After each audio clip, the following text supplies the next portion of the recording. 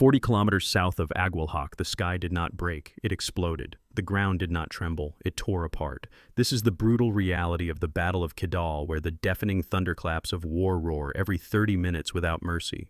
For years, the red earth of northern Mali has been a scar on the conscience of a continent. Innocent families were driven from their ancestral homes, forced to watch their history burn, their daughters weeping, and their sons cast into unidentified desert wells. This is the naked truth of a silent war. But history is no longer an obsolete map written by foreign pens. The drum has sounded. The wind has shifted. In a stunning turn of events, the newly modernized Malian armed forces, standing shoulder to shoulder with their brothers from the Sahel military alliance, have turned the tide. They thought Africa would forever remain a playground for proxy forces and shadowy networks. They were wrong. Do not look away. What comes next may change how we read the map of global power forever. If you believe in these untold stories of African dignity and justice, show your love, leave your thoughts, and subscribe to continue this journey together. Keep the flame burning. The world watched in disbelief as the high-stakes Mali counteroffensive unfolded beneath a burning sun. For decades, Western capitals dictated the rules of engagement, offering hollow promises wrapped in the guise of international aid. This is not charity. This is not aid. This is sovereignty. Look closely at the ancient sands of Kidal. Once a stronghold for heavily armed factions under the banner of Al-Qaeda and the FLA, it has now become an inescapable trap for the enemies of peace. Over 2,000 armed fighters found themselves completely surrounded by the unified forces of the Alliance of Sahel States and the Russian African Corps. The calculus of combat has fundamentally shifted from imperceptible distances. But how did a military once dismissed by mainstream media as ill-equipped transform into one of the most elite fighting forces in West Africa? The answer lies in a deep, unbreakable pact of resistance. When Burkina Faso stood tall under its young leadership, refusing to bow to neo-colonial pressures, it lit a torch that illuminated the entire region. The young Captain Ibrahim Traore understood a foundational truth. A wound inflicted upon Bamako is a scar carried by Ouagadougou. Under this shared vision of a Sahel second independence, intelligence sharing reached unprecedented heights. This was no longer a fractured resistance. It was a single coordinated fist. The tactical masterstroke began with an extended reconnaissance operation.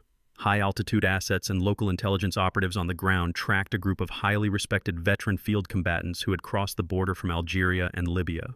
These were not desperate locals. These were highly paid machines of destabilization carrying brand new 4x4 vehicles, heavy machine guns, and foreign satellite equipment. Seeking a shield, these commanders chose to camp inside the newly renovated beautiful mansion of the governor. They operated under a classic arrogant assumption. They believed the Malian government would never launch a heavy strike against its own valuable infrastructure. They believed those pristine walls would protect them. They miscalculated. They did not understand that a nation fighting for its survival values dignity far more than old stone. As the Sukhoi fighter jets circled the cloudless sky, roaring like ancient lions, a single order was given. The reconnaissance drone locked its central camera onto the governor's house. The air grew completely still. What happened next in the heat of that decisive afternoon would not just flatten a building to dust. It would send shockwaves through the old structures of global control and completely rewrite the rules of modern warfare on the continent. The silent war did not wait for the dust to settle. When the first heavy ordnance left the wings of the Malian aircraft, it struck with the precision of a surgeon and the fury of an awakening continent. The beautiful governor's mansion did not simply catch fire, it was flattened to pieces. Bricks, mortar, and grand columns crumbled into fine white powder. It was a devastation so absolute that seasoned military observers questioned the very nature of the firepower deployed. The leadership of the faction, the experienced combatants who had crossed the borders believing they were completely untouchable, lay buried under the crushing weight of their own arrogance. But the masterminds in Bamako were not finished. They understood the psychology of the insurgent mind. As the black smoke rose from the initial strike, lower-tier fighters rushed out from their hidden trenches, frantically sprinting towards the burning ruins to rescue whatever remained of their elite commanders. They moved blindly, driven by desperation. The Malian forces on overwatch deliberately held their fire. They allowed the enemy to accumulate. They waited until this courtyard was crowded with desperate fighters trying to salvage a broken rebellion. Then came the double tap. A secondary strike tore through the airspace, detonating with absolute finality. It was not just the flying shrapnel that did the devastating job, even the falling masonry became an instrument of justice. Reports from the ground confirmed a chilling truth for the aggressors. Not a single enemy combatant made it out of that compound alive. Behind this iron fist lay an ocean of tears, sweat, and profound sacrifice. To maintain this tightening stranglehold during the historic Battle of Kidal, a lifeline had to be sustained across hundreds of miles of unforgiving desert. This was the Dust Road sacrifice. Young soldiers from the unified forces drove heavy logistics convoys through parched terrain laced with hidden explosives. Under a suffocating 45-degree heat where the horizon warps into mirages, these young men shared their very last drops of water from dented canteens. Their hands were calloused, their lips cracked, but their spirits remained unyielding. When news flashed across the military frequencies that the stronghold had been breached, an extraordinary wave of emotion swept through the border outposts. In the distance near the frontiers of Burkina Faso, where the young captain's vision had fortified the region, battle-hardened soldiers broke down and wept open tears of joy. Over the static-filled radios, the Malian national anthem began to play, echoed by the beating hearts of an entire generation. They knew that the blood spilled on the red earth had finally purchased a glimmer of true dignity. The tactical reality on the ground had been completely transformed by the Mali counteroffensive. Kidal, once treated as an unassailable sanctuary for lawlessness, had been turned into an inescapable trap for the adversary. The vast, empty expanses stretching from Kidal to Aguelhok became a lethal chessboard where nothing could move without being spotted by advanced surveillance networks. The enemy was entirely hemmed in, unable to retreat, unable to reinforce, and running out of time. The grand illusion of their campaign was shattering before their very eyes. Yet as their front lines crumbled into insignificance, these groups who had spent years terrorizing innocent villages suddenly remembered a language they had long forgotten. Cornered, desperate, and facing absolute neutralization under the banner of a true Sahel second independence, they reached for their final weapon. They did not pick up another rifle. They picked up the telephone. The calls for dialogue began the very moment the smoke cleared from the ruins of Kidal. Suddenly, the international press and global oversight bodies found their voice. For years, when these armed networks were sweeping through rural villages, burning granaries, and plunging innocent lives into darkness, the world looked on with cold indifference. Major international networks openly broadcasted the grim prediction that an alliance of radical forces was on the verge of swallowing West Africa whole. They documented the march of terror with clinical detachment. But the moment the dynamic shifted, the moment the true calculus of combat was negotiated from imperceptible distances by a determined state, the lexicon changed. The brutal killers who had unalived women and children were suddenly sugar-coated, repackaged, and shielded behind appeals for humanitarian pauses and legal restraint. It is a masterclass in global hypocrisy. When you face machines designed only for destruction, machines funded by untraceable foreign cash and equipped with high-tech fiber optic drones, there is only one rule of engagement that secures the survival of a people. That rule is total sovereignty. Before we reveal the next chapter, which is perhaps the most powerful assertion of sovereignty you will ever hear, I want to pause and speak directly to you. If this channel has moved your soul, if these stories are touching something deep in your spirit, then consider becoming a member of the Sahel Doctrine. This is not for exclusive perks or transactional content. It is because supporting this channel is directly supporting narratives that mainstream media desperately refuses to broadcast. Every membership is a vote for our mission. Every member becomes a co-creator of the historical awakening we are documenting right here. Join us today. Stand firmly with the principle that African wealth and African stories belong to Africa alone. This psychological warfare could not break the focus of the High Command. The momentum of the Mali counteroffensive had shifted from a localized reaction into a grand regional strategy. The unified forces knew that a snake must be struck not just at the head, but across its entire coils. The historic Battle of Kidal was only one piece of the grand puzzle. Farther south in the strategic Koulikoro region, advanced surveillance units spotted a newly established staging ground belonging to the JNIM terrorist sect. The intent behind this camp was clear and malicious: to establish a permanent blockade on the vital transit corridors supplying food, medicine, and essential goods to millions of innocent civilians. The strategy was to starve the population into submission.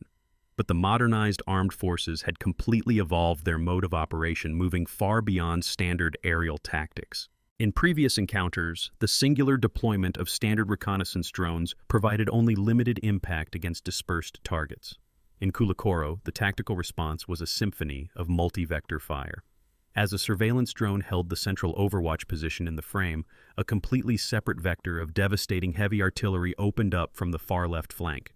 The entrenched fighters, realizing they were under fire, attempted to hide behind a massive defensive wall, expecting the blast to hit the masonry and shield them from harm. They adjusted their position to escape the fire from the left, completely unaware that they were walking directly into a perfectly coordinated trap. The central asset adjusted its angle, and a devastating payload was delivered with absolute synchronization. The blast radius left no room for escape. Ground assessments later confirmed a total neutralization of the threat. Not a single insurgent survived the crossfire. This was no longer a defensive military merely holding the line. This was an elite, highly adaptable machine rewriting the geopolitical reality of the subcontinent under the banner of a true Sahel second independence. The masquerade of this global order is dissolving in the heat of the Sahel. To understand the true depth of the Mali counteroffensive, one must look past the immediate smoke of the battlefield and gaze directly into the hidden machinery of global destabilization.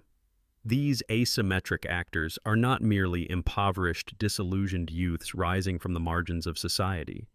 They are heavily funded gears in a wider systemic wheel designed to keep a continent on its knees. Consider the stark contradictions found on the bodies of the fallen or within their abandoned command nodes. Men who could scarcely afford a week of decent living under normal conditions were suddenly found operating state-of-the-art military technology.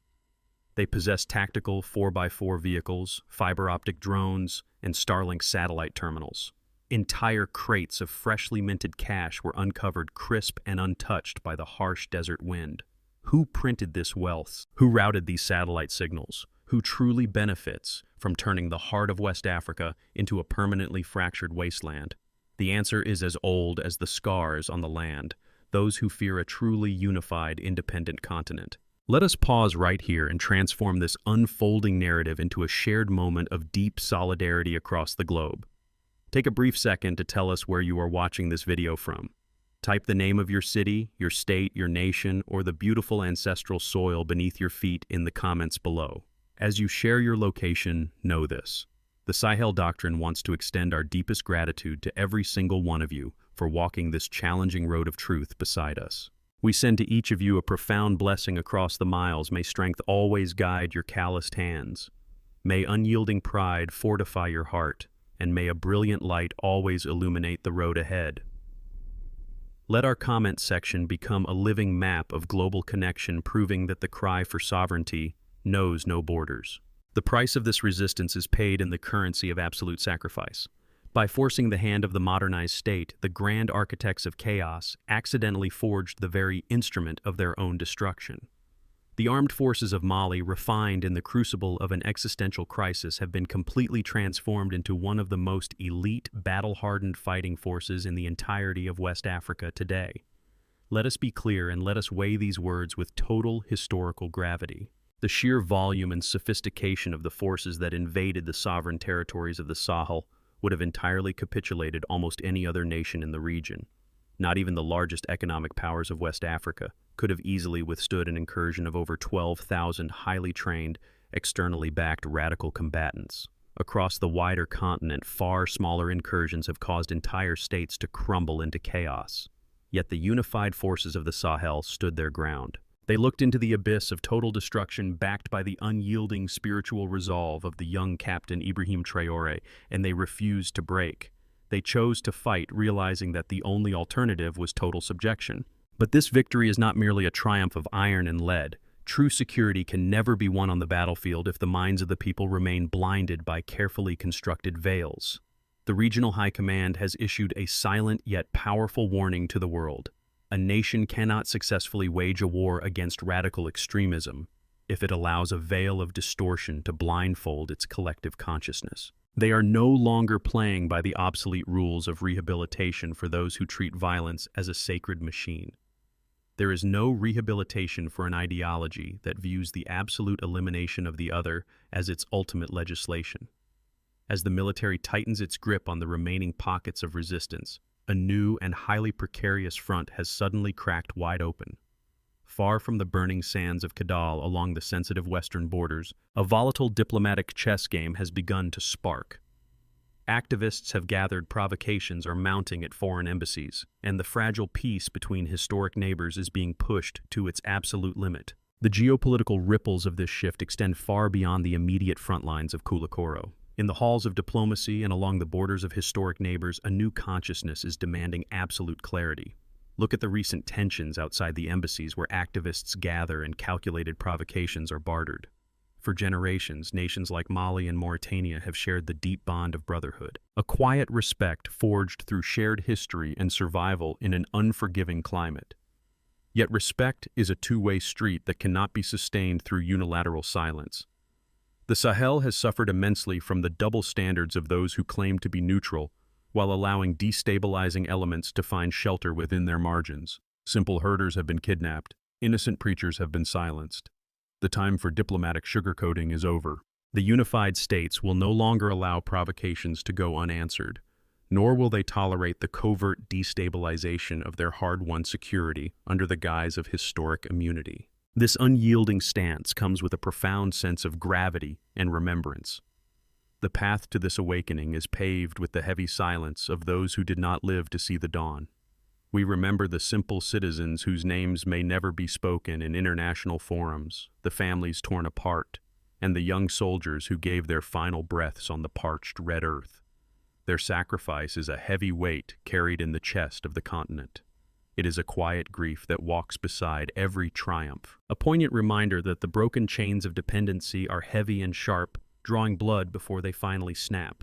Before we close this defining chapter, let us pause and look out toward the shifting horizon. What you have witnessed today is not simply an episode of military strategy or a passing headline. It is a fierce reminder that sovereignty, dignity, and hope are still alive, waiting to be claimed by those brave enough to stand. If this message has moved your soul and resonated with your sense of global justice, then subscribe to this channel, the Sahel Doctrine. Not because we chase numbers, but because we are building a sanctuary where the voices of true independence are honored and where stories of unyielding African pride continue to be told without a foreign filter. By subscribing, you are not merely supporting a channel, you are choosing to walk with us into the next great chapter of a continent boldly rewriting its own destiny. A new dawn is rising over the West African landscape, casting away the long shadows of the past. The historic turning point witnessed in the Battle of Kidal represents far more than a tactical reclamation of geography. It is the psychological liberation of an entire people. The overwhelming success of the comprehensive Mali counteroffensive has shattered the myth of invincibility that foreign architects and their proxy networks wore for decades. It has proven to the world, and most importantly to the African diaspora, watching from distant shores, that the destiny of the continent will be decided by the calloused hands of its own children.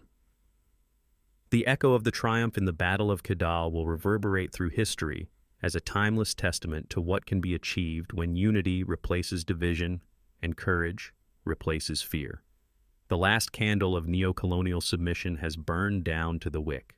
The dust roads are clearing. The ancient drums are beating a rhythm of absolute freedom, and the unyielding sun of sovereignty is finally shining bright upon a united and free Sahel.